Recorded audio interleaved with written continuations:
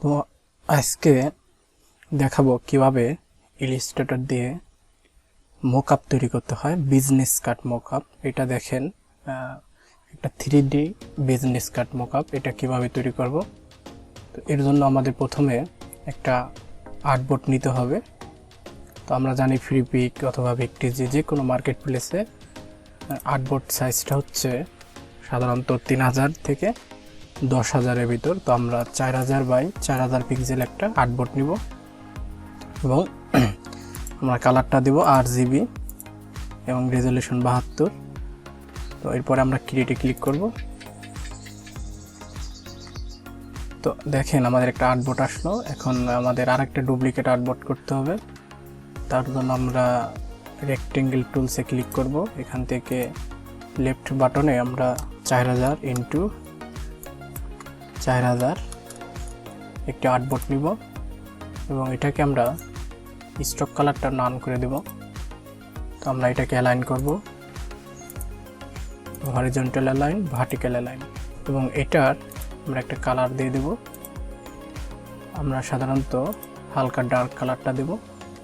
তো এখন আমি Ctrl+2 দিয়ে লক করে রাখবো, যাতে আমার কাজ করার ক্ষেত্রে পরবর্তীতে এই আর্টবোর্ডটা নড়াচড়া না করে। তো এরপরে দেখেন এখানে বিজনেস কার্ডের আমরা জানি সাইজ, একটা সাইজ আছে, সেটা হচ্ছে 3 পয়েন্ট। আমরা পিক্সেলে একটা সাইজ, ইঞ্চিতে একটা সাইজ নিব।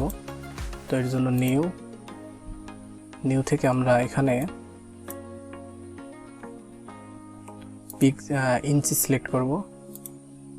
তো আমরা এখানে লিখব 3.5 ইন্টু 2। এখানে আমি ওকে দেব। তো এই হচ্ছে আমাদের ইঞ্চিতে বিজনেস কার্ডের সাইজ। তো আমরা এখন রাউন্ড রেক্টেঙ্গেল টুলস নেব। এখান থেকে লেফট বাটন ক্লিক করব, এখানে দেব 3.5 ইন্টু 2, তারপর ওকে দেব। দেখেন এই জায়গায় একটা সাইজ আসলো আমাদের।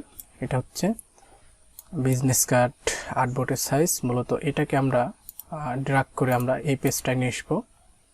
তো এটাকে আমরা টান দিয়ে এভাবে আনতে পারি, অথবা Ctrl+C দিয়ে আমরা কপি করে আনতে। তো আমি এখন এটাকে বড় করব Shift+Alt চেপে।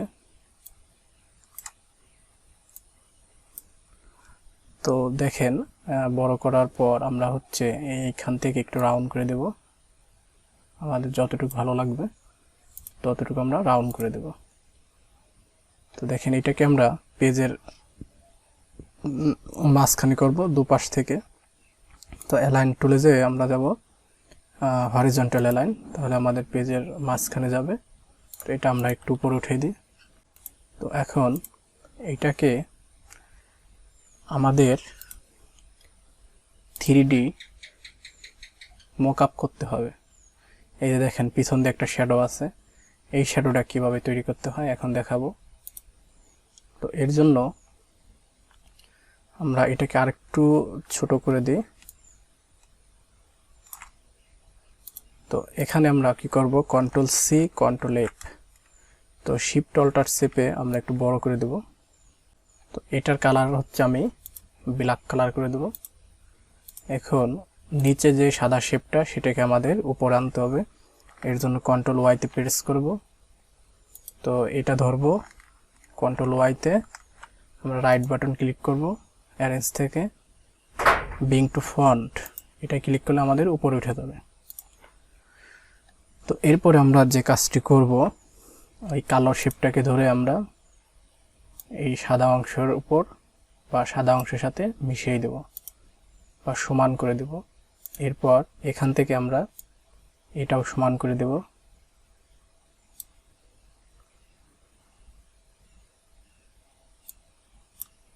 তাহলে দেখেন আমাদের কিন্তু এখন 2 গুণা কালো রয়েছে। আমরা কি করতে পারি, নিচেরটাকে আরেকটু বড় করে দিই। তো আমাদের মোটামুটি এভাবে রাখবো। আমরা এই শ্যাডোটা তৈরি করতে গেলে আমাদের ঠিক এইভাবে রাখতে হবে। তো এখন কি করব, আমরা হচ্ছে এই সাদা শেপটাকে Ctrl+2 দিয়ে লক করে রাখবো, যাতে আমাদের কাজের ক্ষেত্রে সমস্যা না হয়। তো এখন এই কালো শেপটাকে সিলেক্ট করা অবস্থায় আমরা যাব মেশ টুল। তো মেশ টুল দিয়ে হচ্ছে যে কোনো শ্যাডো তৈরি করা যায়, 3D অ্যানিমেশন তৈরি করা যায়। তো এটা ক্লিক করার পর আমরা এখানে একটা ক্লিক করব এবং এখানে একটা ক্লিক করব, তাহলে দেখেন দুইটা লাইন সোজাসুজি চলে আসলো আমাদের। তো এখন ডিরেক্ট সিলেকশন টুলে আমরা ক্লিক করব। এখন ডিরেক্ট সিলেকশন টুলের কাজ। তো আমরা কি করব, প্রত্যেকটা পয়েন্টে আমরা অপাসিটিটা কমাই দেব। তো আমি এই পয়েন্টটা ধরলাম, এখান থেকে দেখেন অপাসিটি নামে একটা অপশন আছে, অপাসিটিটাকে আমরা 0 করে দেব। এখানে একটা অপশন আছে, এখান থেকে আমরা অপাসিটি 0 করে দেব। এরপরে এখান থেকে আমরা অপাসিটি 0, এইটার অপাসিটিও 0 করে দেব। এরপরে এখানে দেখেন আরেকটা অ্যাঙ্কার পয়েন্ট আছে, এটা আমরা 0 করে দেব। এরপর দেখেন এই যে একটা আছে, এটাকে আমরা 0 করে দেব। এখানে একটা আছে, এখানটাকে আমরা পুরো 0 করব না, আমরা এখানে 30 সামথিং রাখতে পারি, অথবা 25-এর ভিতর রাখতে পারি আমরা। তো দেখেন এখানে কিন্তু বেশি কালো মনে হইতেছে। তো এখানে কি করব, এইখানে ক্লিক করব এই অ্যাঙ্কার পয়েন্টে, এবং এখানে আমাদের প্রয়োজন অনুযায়ী কমাইতে হবে। দেখে আমাদের কত দিলে ভালো লাগে। তো এখানে আমি মোটামুটি 25-এর ভিতর রাখবো। তো 25 থেকে 30 রাখবো আমি, আচ্ছা 28 রাখি। তো দেখি এখানে দেখেন বেশি মানে কমে গেছে, তো আমরা এখানে এটাকে একটু বাড়াই দেব। তো হ্যাঁ, এত দিতে পারে।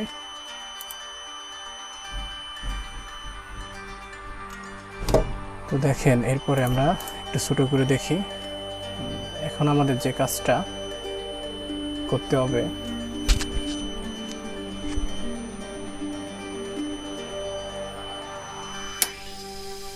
তো আমরা যে কাজটা করব দেখেন এখানে কিন্তু বেশি কালো দেখা যাচ্ছে। তো এখানে আমরা ডিরেক্ট সিলেকশন টুল ক্লিক করে আমরা অ্যাঙ্কার পয়েন্টটাকে আরেকটু কমাই, অপাসিটিটা আরেকটু কমাই দেবো। আমরা 22-এ রাখতে পারি, হ্যাঁ 22-এ রাখলাম। তো এইবার হচ্ছে আমাদের এই দুইটা কোণাকে আমাদের একটু বাঁকা করে দিতে হবে ডিরেক্ট সিলেকশন টুল দিয়ে।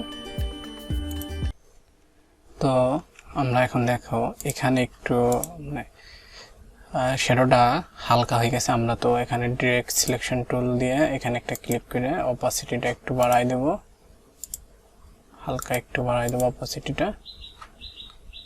এখানে একটু ক্লিক করে আর একটু অপাসিটি দেবো। এখানে আমি 10 রাখতে পারি, আমি 10 করে দিলাম। এখন আমাদের এরকম কোনা রাউন্ড বা বাঁকা করতে হলে কি করতে হবে আমি দেখাই। এর জন্য এটা সিলেক্ট করবেন ডিরেক্ট সিলেকশন টুল দিয়ে, ঠিক এখান থেকে এই পয়েন্টটাকে আপনারা টান দেয়া উপরের দিক নিয়ে যাবেন।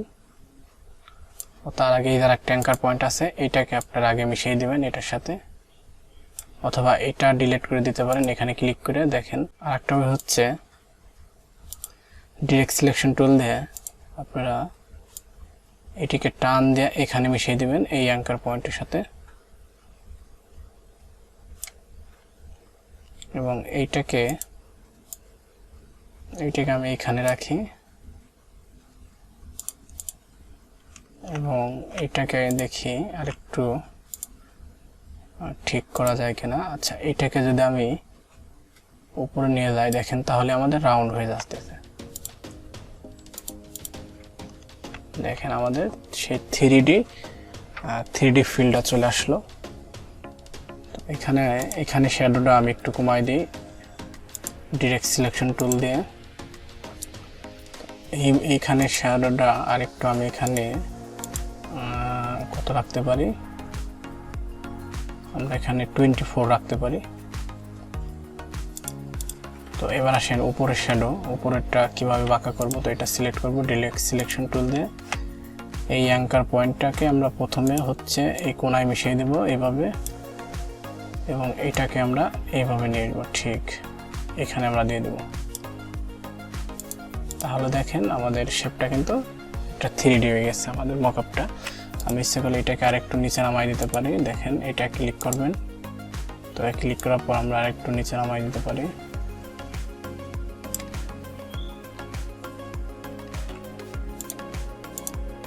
দেখেন এখন কিন্তু আমাদের 3D মকআপ মনে হইতেছে। তো এই যে শ্যাডোটা তৈরি করলাম, এটার হচ্ছে আমরা সিলেক্ট করে আমরা অপাসিটি, দেখেন অপাসিটি 100 আসছে। এখানে যদি আমরা অপাসিটি কমাই দিই তাহলে এই 3 কোণা থেকে আমাদের অপাসিটিটা কমবে।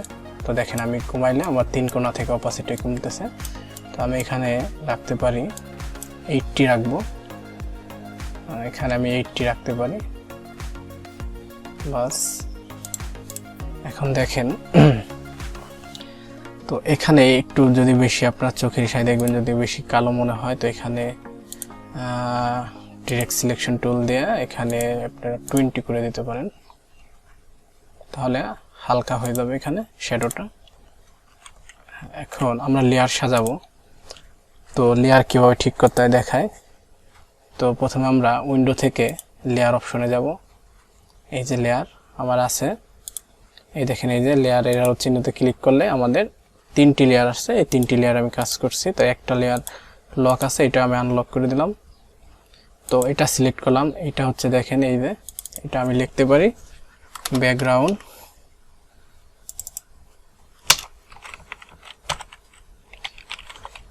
এটা ব্যাকগ্রাউন্ড।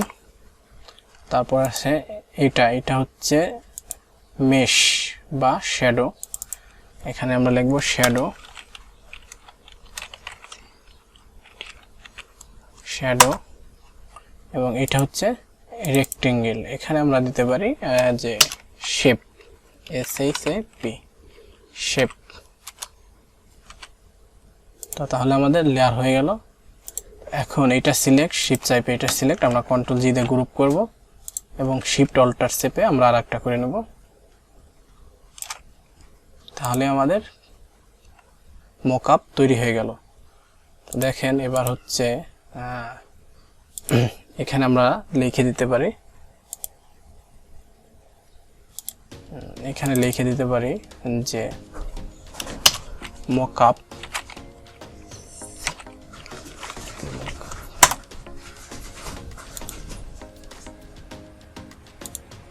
তাহলে এইভাবে আমরা নিত্য নতুন ডিজাইন করব। এর ভিতরে যদি আর একটু সুন্দর করে ফুটে তুলতে হয় তাহলে আমরা একটা রেক্টেঙ্গেল টুলস দিয়ে এইভাবে নিব এবং এটা শিফট চেপে এটা এই দুইটাকে আমরা উপরে উঠিয়ে দেব। তাহলে আমাদের এই কালারটাকে এটা আমরা ধরবো এবং এখান থেকে আমরা যে কোনো একটা কালার আমরা দিব এখান থেকে। তো এই কালারটা দিলাম। এবার হচ্ছে আমাদের একটু বাঁকা করে দিলে আমাদের ভালো লাগবে। তো বাঁকা করতে হলে আমরা দেখি এইভাবে করতে পারি, আমরা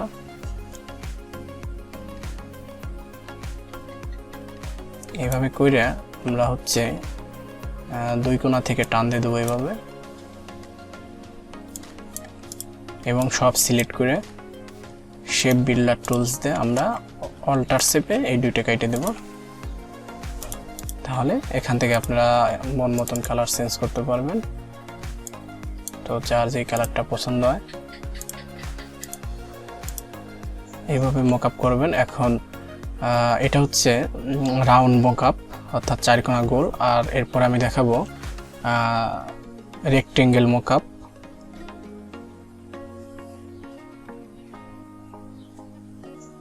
তো যদি ভিডিওটি ভালো লাগে অবশ্যই লাইক কমেন্টস দেবেন।